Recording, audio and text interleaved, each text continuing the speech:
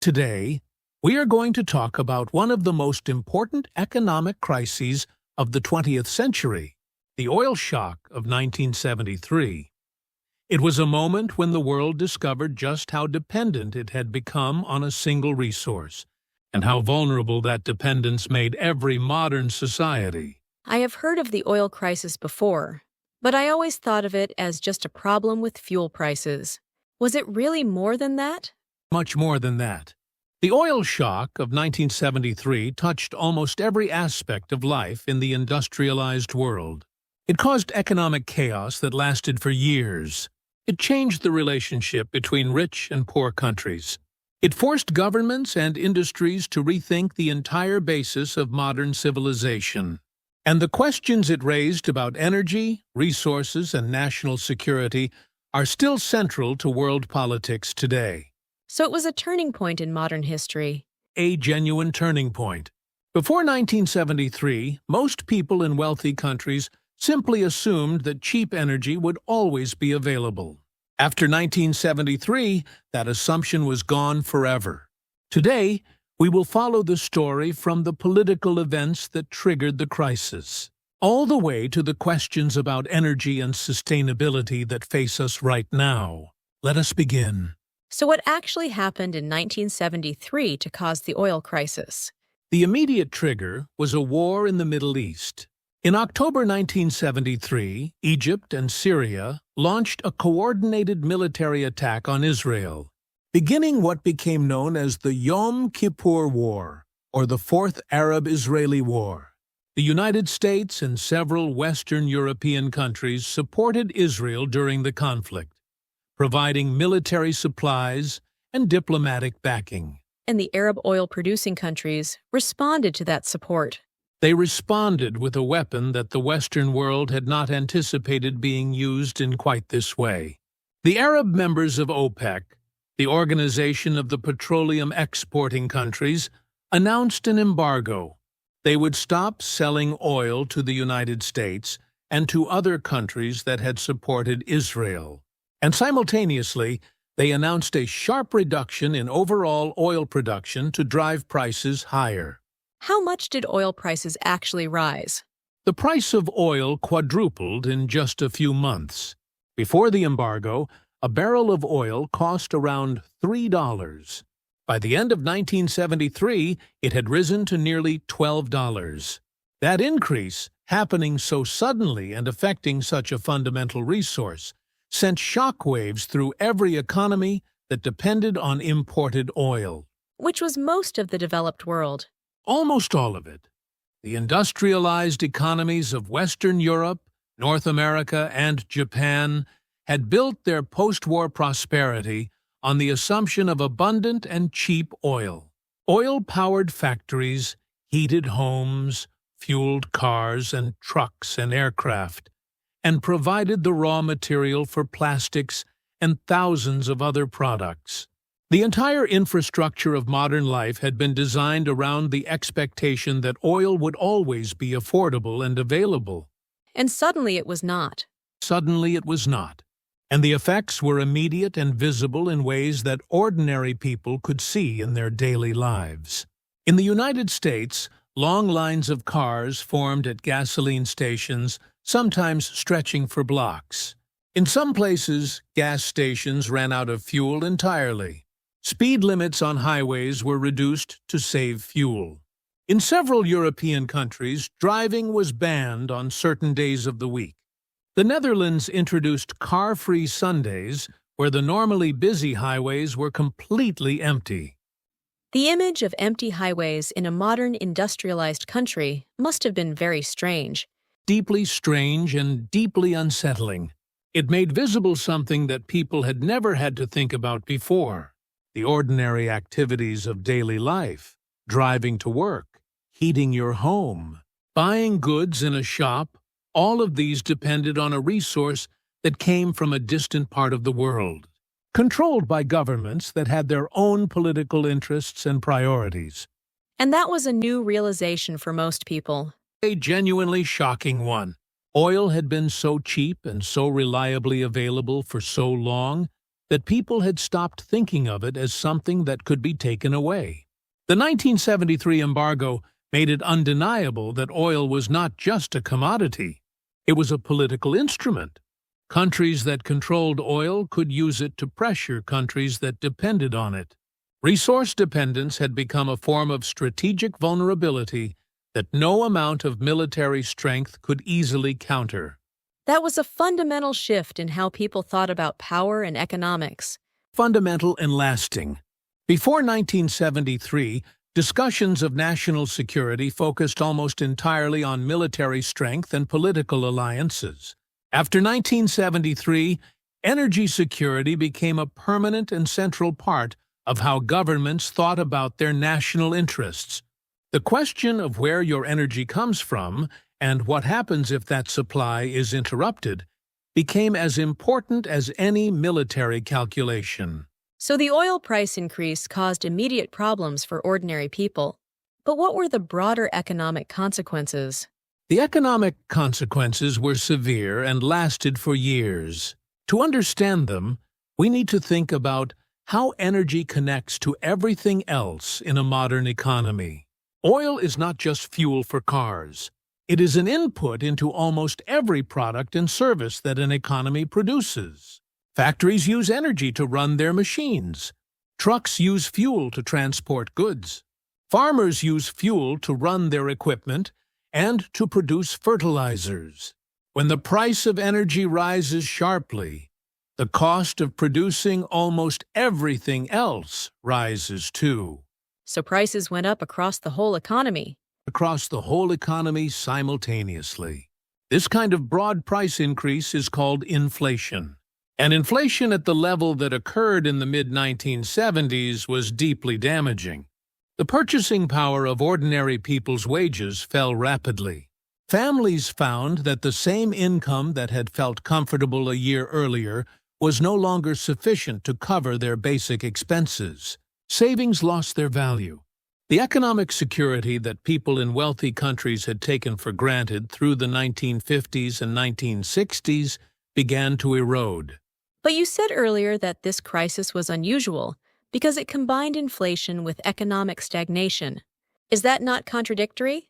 It seems contradictory, and that is exactly what made it so confusing and so damaging for policymakers. Normally, in economics, inflation and stagnation pull in opposite directions. When an economy is growing rapidly, demand is high and prices tend to rise. When an economy is contracting, demand is low and prices tend to fall. The standard tools that governments use to fight inflation, raising interest rates, reducing spending, tend to slow economic growth. And the tools they use to stimulate a sluggish economy tend to increase inflation. So the two problems cancel out the solutions for each other. Exactly. In the 1970s, governments trying to fight inflation made unemployment worse. Governments trying to reduce unemployment made inflation worse. The combination of high inflation and high unemployment happening at the same time, which economists called stagflation, had not been seriously anticipated by mainstream economic theory. It did not fit the existing models, and because it did not fit the models, policymakers did not have ready-made solutions. That must have been very frightening for governments and for ordinary people. Deeply frightening. Unemployment rose sharply in most industrialized countries. In the United States, the unemployment rate reached nearly 9% by 1975. In Britain, inflation peaked at over 25% in 1975, meaning that prices were rising by a quarter every single year. People on fixed incomes, retirees living on pensions, families with savings in bank accounts, all found their financial security melting away. Did the crisis affect countries differently, depending on their situation? Very differently. Countries that produced their own oil, like the United States at that time, which still had significant domestic production, suffered less than countries that were almost entirely dependent on imports. Japan, which had almost no domestic energy resources of its own, was particularly hard hit. Japanese industry, which had been growing at extraordinary speed through the 1960s, was suddenly facing energy costs that threatened the competitiveness of its entire export economy. And developing countries that imported oil were in an even worse position. Much worse. For poor countries that imported oil, the price increase was catastrophic. They had to spend far more of their limited foreign currency on energy imports, leaving less available for everything else. Many developing countries took on large amounts of foreign debt during this period to cover their increased energy costs, debt that burdened their economies for decades afterward. The oil shock of 1973 widened the gap between rich and poor countries in ways that persisted long after the immediate crisis had passed. And energy security became a completely new priority for governments everywhere. An urgent and permanent priority. Every government that had been caught unprepared by the 1973 embargo began asking the same questions. How dependent are we on imported energy? What would happen if that supply were interrupted again? What can we do to reduce that vulnerability? These questions drove enormous changes in energy policy, industrial strategy, and international relations in the years that followed. The search for answers to those questions is where our story goes next. So governments and industries understood they had to change. What did they actually do to reduce their dependence on imported oil? The responses came on many levels simultaneously, from individual consumer choices all the way up to major national policy decisions. And some of the changes happened faster than anyone expected, because the pressure to change was so intense and so immediate. Let us start with something very visible and very personal. The car.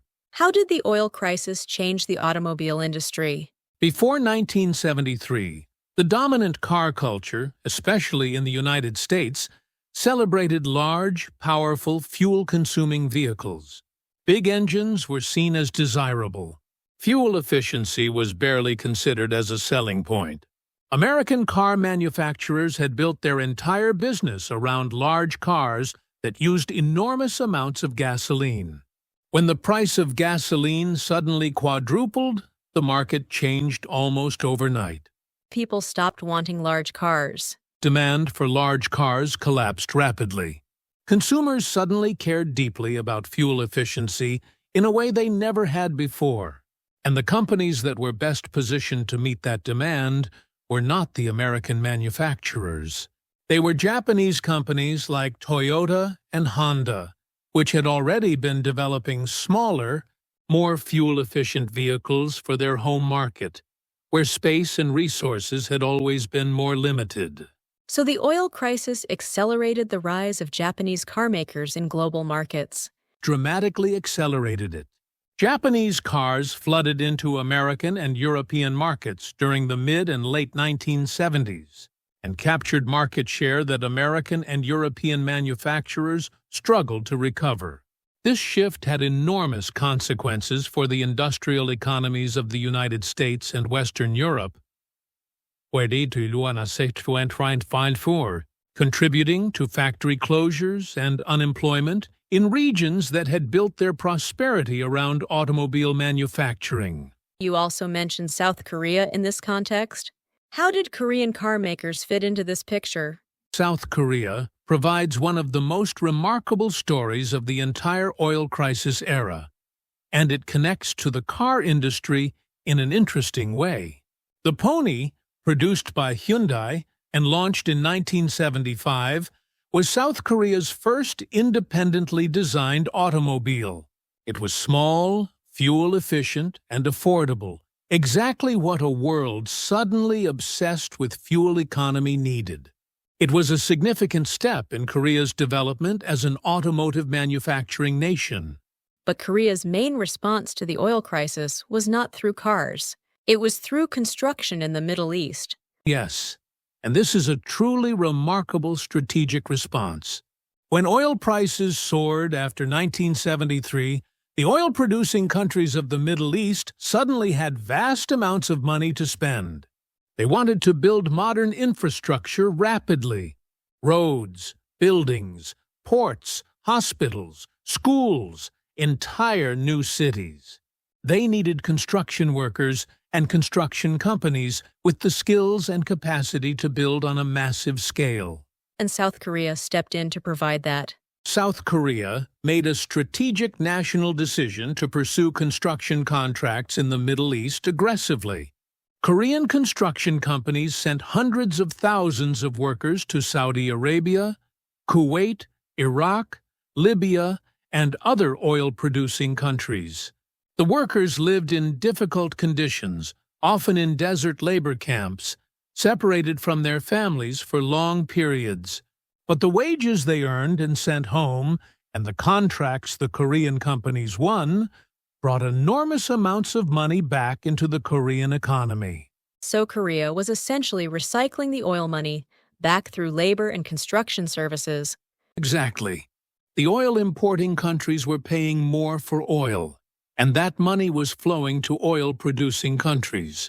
But Korea found a way to capture a significant portion of that flow by providing the services that the newly wealthy oil producers needed. It was a strategically brilliant response to a crisis that devastated many other developing economies. The foreign currency earned from Middle Eastern construction projects was a significant factor in funding Korea's continued industrialization through the late 1970s and 1980s. What about energy policy changes beyond the transportation sector? Did governments invest in alternative energy sources? Yes, significantly. Nuclear power was the most important alternative that governments turned to in the years following the oil crisis. France made perhaps the most dramatic commitment.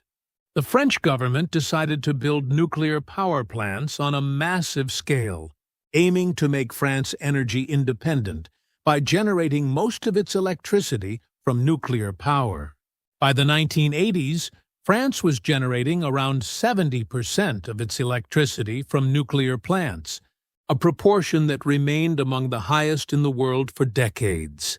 Were there other energy sources that gained importance during this period? Natural gas expanded significantly as countries looked for alternatives to oil for heating and industrial use. Coal, which had been declining in importance in many countries, experienced a partial revival. Research into solar and wind power began in earnest during this period, though the technology was not yet cost-effective enough for widespread deployment. The seeds of the renewable energy industry that exists today were planted in the laboratories and policy discussions of the mid-1970s. So the oil crisis actually accelerated the development of alternative energy technology. It provided the urgency and the political will that made governments and companies invest seriously in alternatives for the first time. Before 1973, cheap oil made alternative energy economically unattractive. After 1973, energy diversification became a strategic priority regardless of short-term economics. Many of the renewable energy technologies we rely on today have direct roots in the research programs launched in response to the oil shock of 1973 and the second oil shock that followed in 1979. We have been talking about how oil-importing countries responded to the crisis. But what happened to the oil-producing countries themselves? How did the sudden flood of wealth affect them?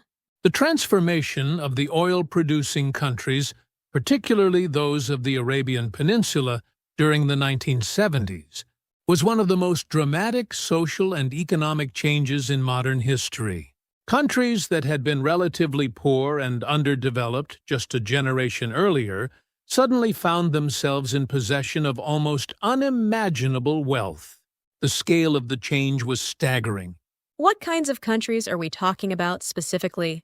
Saudi Arabia was the largest and most important, but the transformation also affected Kuwait, the United Arab Emirates, Qatar, Iraq, Iran, Libya, and several other countries.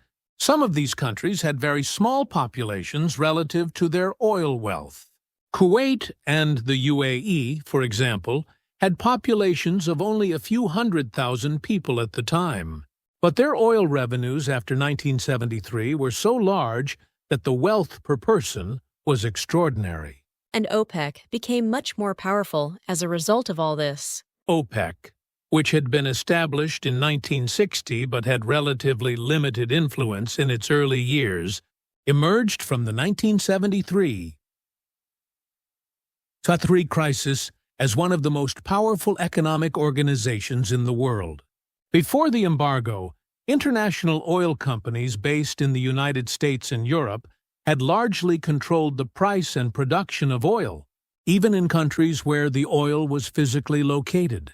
The 1973 crisis demonstrated that the producing countries could take control of pricing decisions themselves, and that control was never fully relinquished afterward.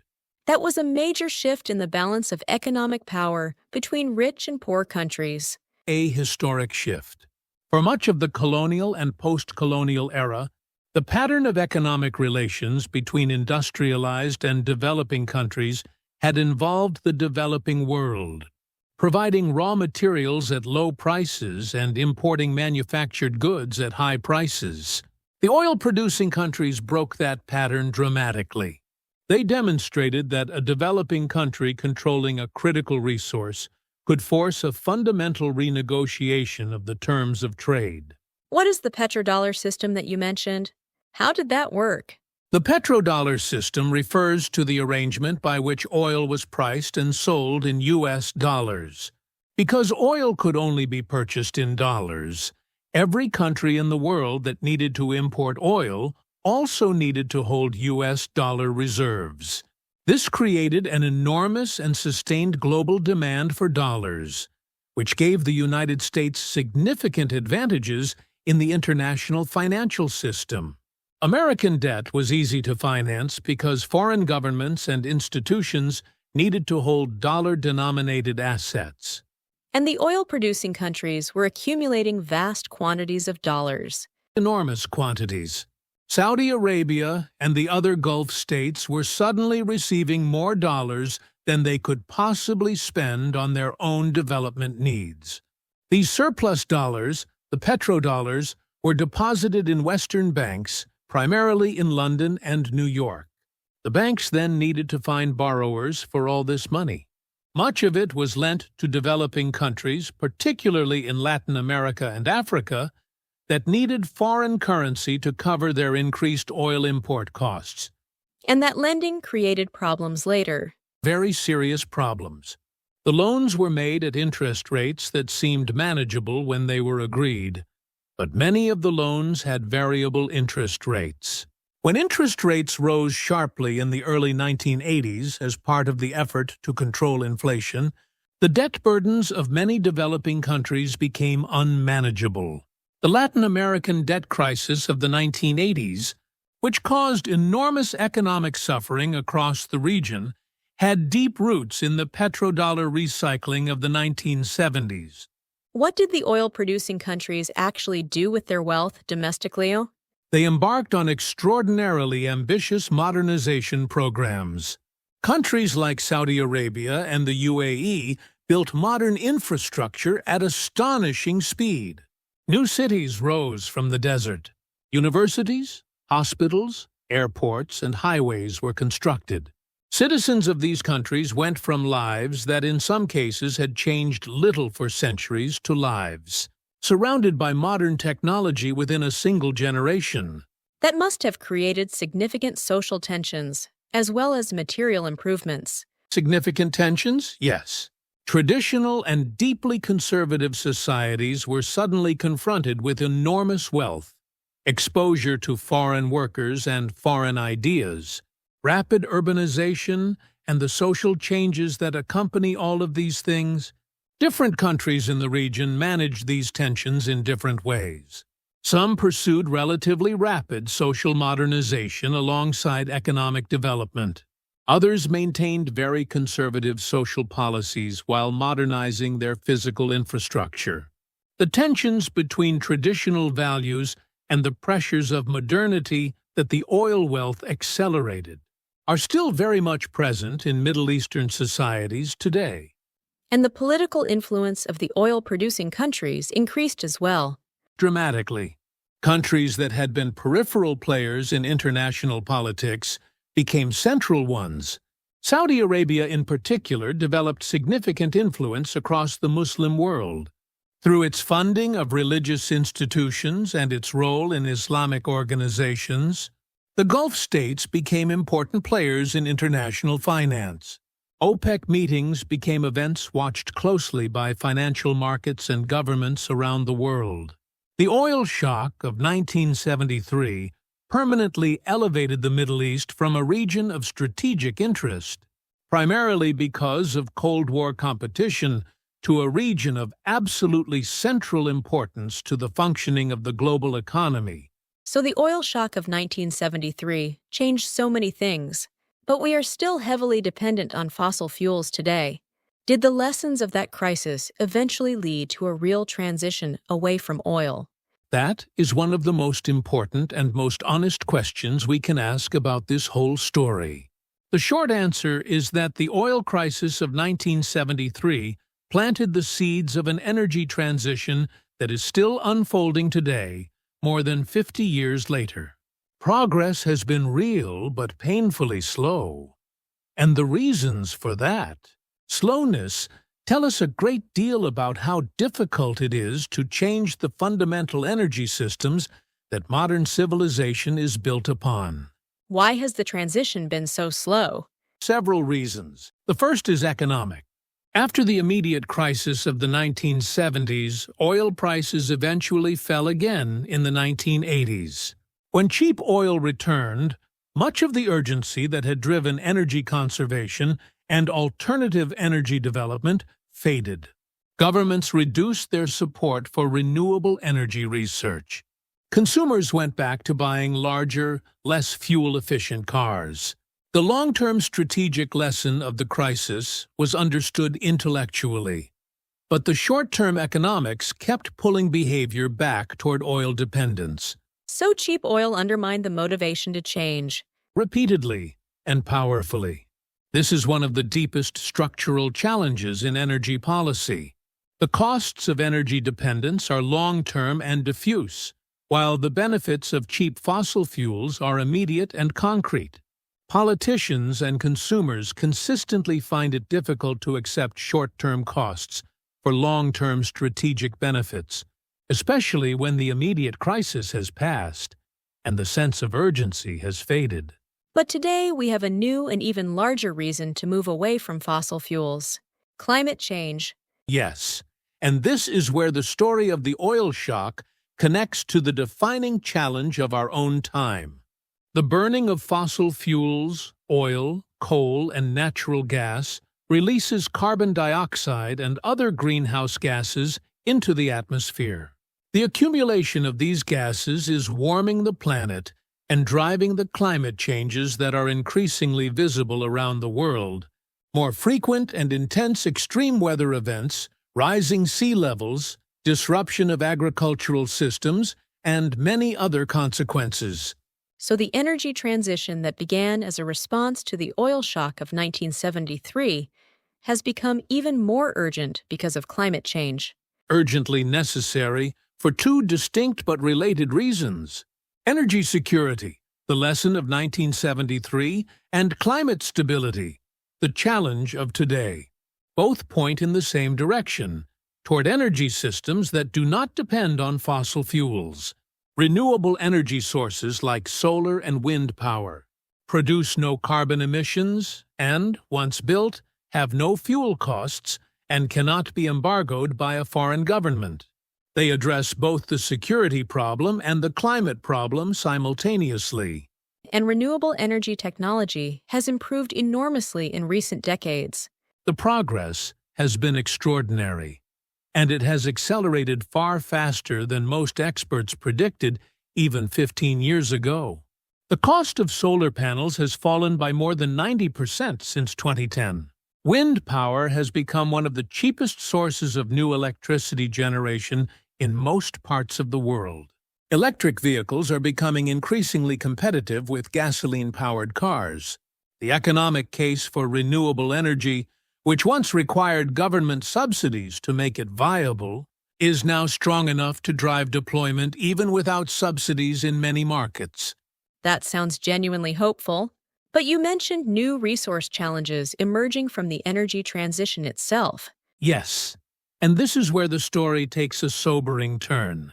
The transition to renewable energy and electric vehicles requires enormous quantities of specific minerals and metals that are essential components of the new technologies. Lithium and cobalt are needed for electric vehicle batteries. Rare earth elements are essential for the powerful magnets used in wind turbines and electric motors. Copper is needed in vast quantities for electrical wiring and infrastructure. And these minerals are not evenly distributed around the world. Very unevenly distributed, and in ways that create new forms of resource dependence and geopolitical tension. The Democratic Republic of Congo produces more than 70% of the world's cobalt. China controls the processing of a large proportion of the world's rare earth elements. Chile and Australia hold the largest known reserves of lithium. Countries and companies racing to secure supplies of these critical minerals are reproducing, in a new form, the same patterns of resource competition that characterized the oil era. We are potentially moving from dependence on oil to dependence on a different set of critical materials. That is one of the central challenges of the energy transition. Simply replacing oil with renewables does not automatically solve the problem of resource dependence. It changes which resources you depend on and which countries control those resources. Managing these new dependencies wisely, ensuring diverse supply chains, developing recycling technologies to reduce the need for new mining, and doing so in ways that do not repeat the exploitative patterns of the past, is one of the major strategic and ethical challenges of the coming decades. Is there also a concern about resource nationalism? Countries using control of critical minerals as a political weapon, the way oil was used in 1973. Very much so, and it is already happening. China has periodically restricted exports of rare earth elements in ways that alarmed importing countries. Several countries rich in lithium and cobalt are reasserting state control over their mining sectors and seeking better terms for the extraction of their resources. The phrase resource nationalism, the tendency of countries to use control of critical resources as a tool of national power, is becoming as relevant to minerals as it was to oil 50 years ago. So the geopolitical lessons of 1973 are being replayed in a new context. The underlying dynamics are remarkably similar. A critical resource controlled by a limited number of countries. Importing countries dependent on that resource for their economic functioning. The potential for supply disruptions to be used as political leverage. The urgent need for importing countries to diversify their sources and reduce their overall dependence. The specific resource has changed, but the strategic problem has a deeply familiar shape. What does a truly secure and sustainable energy future look like? Most energy experts agree that the key elements include a high proportion of renewable energy generation, significant improvements in energy efficiency across all sectors, large-scale energy storage to manage the variability of wind and solar power, diversified and resilient supply chains for critical minerals, international cooperation on both climate goals and resource governance, and continued investment in new technologies including advanced nuclear power, green hydrogen, and next-generation battery systems. That is a very large and complex agenda. It is.